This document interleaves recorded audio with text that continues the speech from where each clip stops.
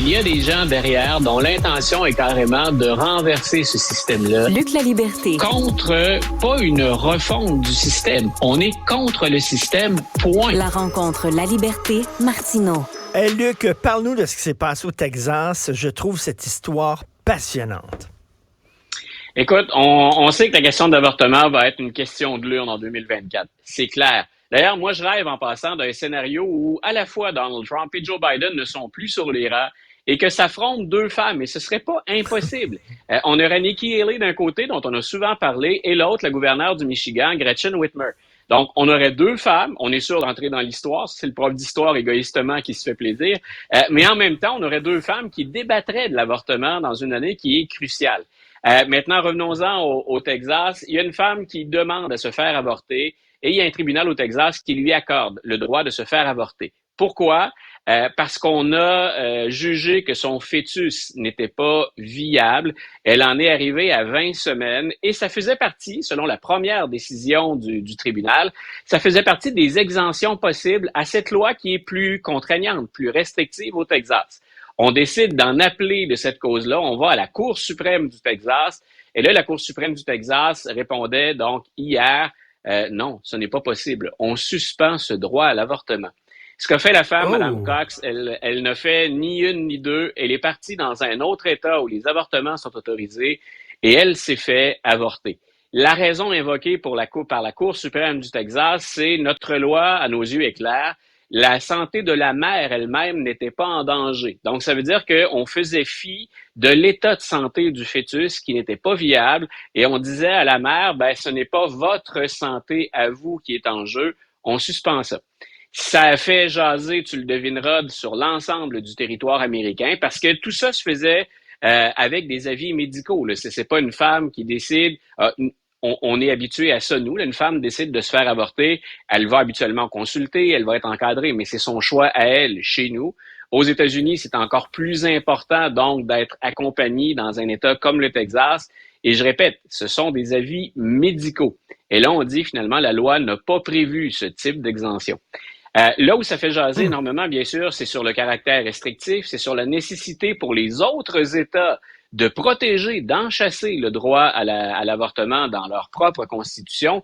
Mais ça a fait réfléchir beaucoup de gens parce que Mme Cox elle-même, par la bouche de ses avocats, s'est exprimée ainsi.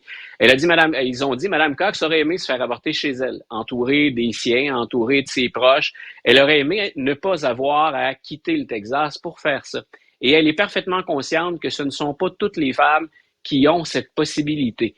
Et on en revient à un des éléments les plus dramatiques de ces lois restrictives et très contraignantes sur l'avortement, c'est qu'on pénalise encore les femmes de ce qu'on appelle, mais c'est de moins en moins vrai parce qu'elles disparaissent tranquillement aux États-Unis, de ce qu'on appelle la classe moyenne ou encore des milieux défavorisés. Ces femmes-là n'ont pas les moyens de se payer un avortement ailleurs, pas les moyens de l'hôtel, parfois même pas les moyens du déplacement en autocar ou en voiture.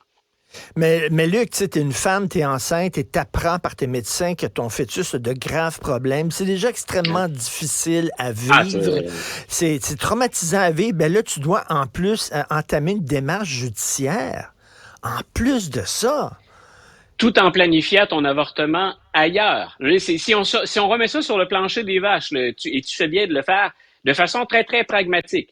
T'es déjà reviré à l'envers. Là. Une grossesse en soi, écoute, on n'en a pas vécu ni un ni l'autre, mais j'ai accompagné ma conjointe à chaque moment. Donc, ça change déjà, bien sûr, une grossesse. On t'apprend que ton enfant n'est pas viable ou qu'il va souffrir de maladies. J'ose à peine imaginer les conséquences pour le couple, pour la maman et le papa dans ce cas-là. Et en même temps que tu subis les examens, que tu assumes le choc, tu te prépares devant le tribunal et en même temps, tu dis, si je devais perdre, il faut qu'on prévoie ça ailleurs. Tu organises ce mini-séjour à l'étranger pour obtenir quelque chose qui, selon un premier tribunal, était considéré comme légal. Écoute, mettons, c'est une femme qui se fait violer. Est-ce qu'elle est obligée de garder l'enfant? Mettons, c'est une femme qui a une histoire. OK? Là, elle trompe son mari. Un soir, elle est en voyage. Elle trompe son mari. Elle tombe enceinte du gars qu'elle a rencontré un soir dans un bar. Elle décide de se faire avorter en tout secret, peut-être pas que son mari le sache, je sais pas. Tu sais, à un moment donné, il y a des situations comme ça dans la vie qui arrivent, puis on dirait que la loi, elle est tellement rigide elle tient pas compte de toutes ces situations-là.